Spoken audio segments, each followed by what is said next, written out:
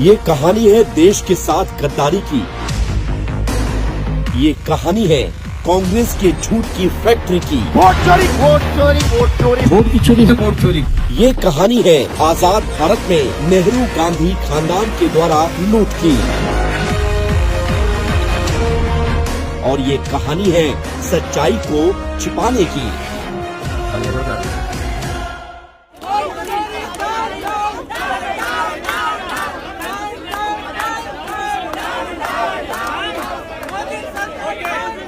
आज कांग्रेस और उसके साथी दल पूरे देश में वोट चोरी का झूठा शोर मचा रहे हैं, लेकिन क्या कांग्रेस कभी बताएगी कि आजाद भारत की सबसे बड़ी वोट चोरी किसने की थी?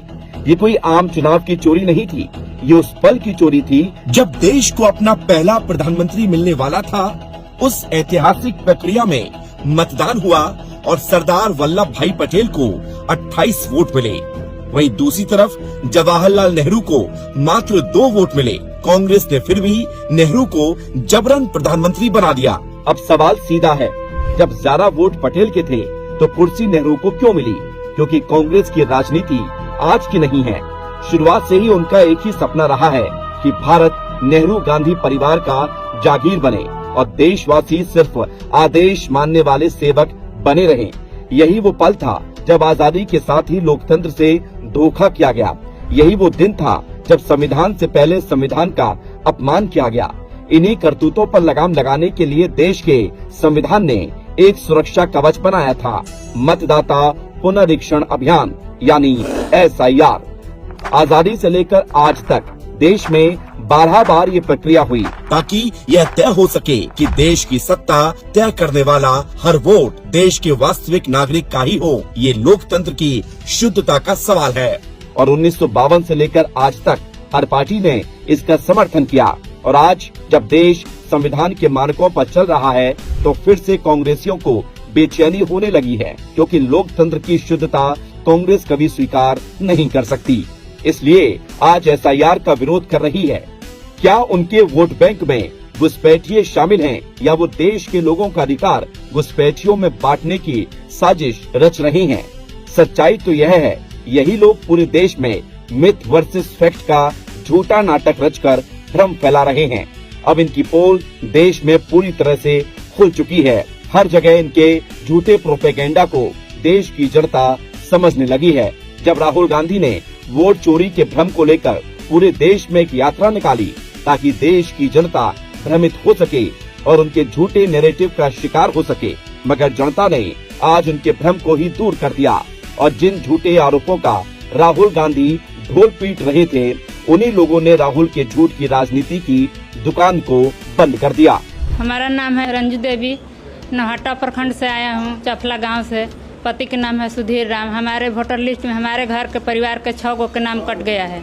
आप पहले थे उस पे? जी पहले थे। ये नया वाला जो बना लिस्ट उसमें नहीं आया है। बिहार के रोहतास में रंजू देवी का मामला देख लीजिए। कांग्रेस कार्यकर्ताओं ने उन्हें बरगलाते हुए कहा कि उनके परिवार के 6 सदस्यों के नाम वोटर लिस्ट से हटा दिए गए हैं और पूरा दृश्य कैमरे पर कैद था। लेकिन जब सच सामने आया तो पता चला कि सारे नाम लिस्ट में मौजूद थे। यह कोई गलती नहीं बल्कि कांग्रेस की एक सोची समझी साजिश थी, एक गरीब महिला को भ्रमित करने और फर्जी मामला बनाने की। कुछ वैसी ही कहानी 2024 के हरियाणा विधानसभा चुनाव में भी हुई। वोट चोरी के आरोप लगाए गए और राहुल गांधी ने कुछ फर्जी उदाहरण भी पेश किए। उस उदाहरण में एक जिक्र था, एक घर में 66 मतदाता हैं और एक अन्य जगह 501 मतदाता हैं, लेकिन उसका भी सच पूरे देश के सामने आया और एक बार फिर राहुल गांधी के झूठ की पोल खुल गई। कांग्रेस का जब फर्जी उदाहरणों और झूठ से पेट भरा तो फिर एक ब्राजील की महिला के फोटो का इस्तेमाल करके 10 बूथों पर 22 बार वोट डलवाए गए। ऐसा आरोप शहजादे ने लगाया, वह भी झूठा निकला।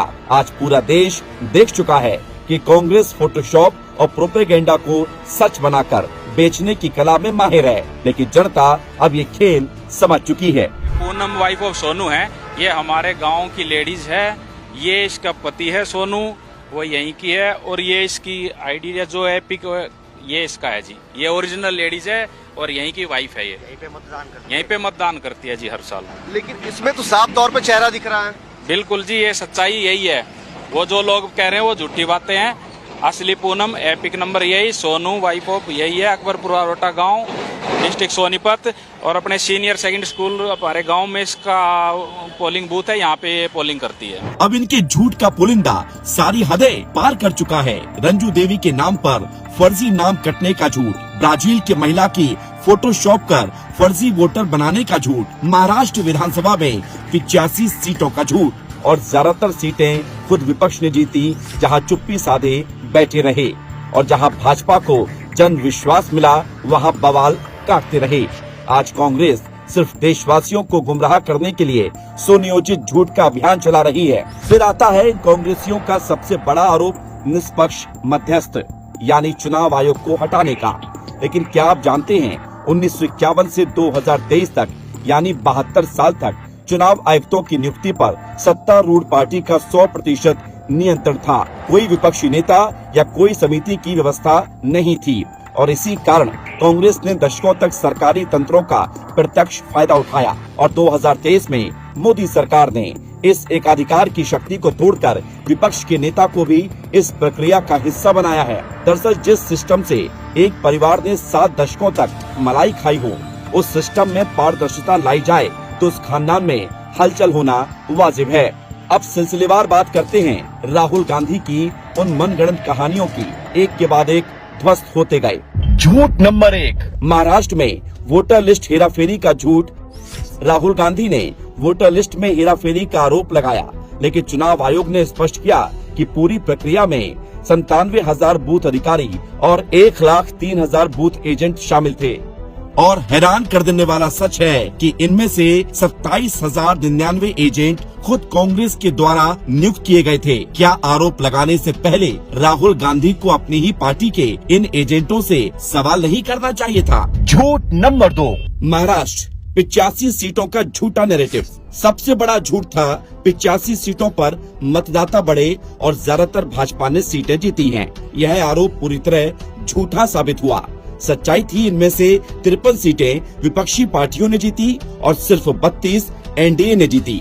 मुम्मा देवी, पालस कड़ेगांव, नागपुर नॉर्थ जैसी सीटें जहां मतदाता सबसे ज्यादा बढ़े थे, उन सीटों पर कांग्रेस ने जीत हासिल की थी।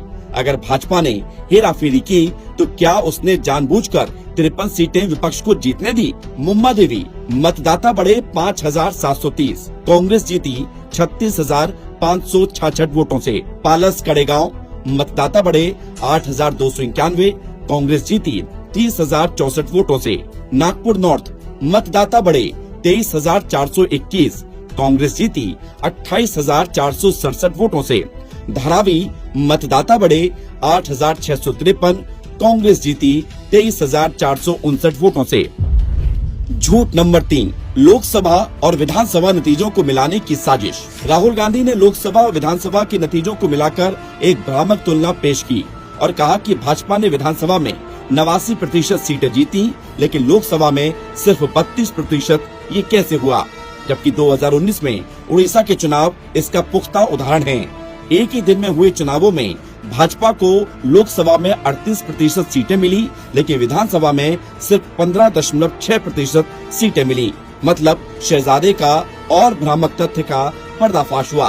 कांग्रेस जितने भी झूठों का जाल बुन ले, देश अब भ्रमित नहीं होता। नया भारत सच की राह पर अडिग है। प्रधानमंत्री मोदी के नेतृत्व में यह राष्ट्र न सिर्फ दृढ़ और सक्षम है, बल्कि हर साजिश को जड़ से उखाड़ फेंकने का साहस भी रखता है। यहाँ फर्जी वोट की जगह नहीं है। भारत में अब घुसपैठियों को पालने की जगह नहीं है और अब यहाँ बाहरी ताकतें भारत राष्ट्र की आंतरिक सुरक्षा पर हावी नहीं होगी। यह नए भारत विदेशी ताकतों से संचालित विपक्ष के हर षड्यंत्र को पहचानता है। इसलिए आज विपक्ष का हर षड्यंत्र ध्वस्त हो जाता है। भारत की जनता अब किसी झूठे नैरेटिव, फर्जी अभियान या कोई मनगढ़ंत कहानी के आगे झुकने वाली नहीं है।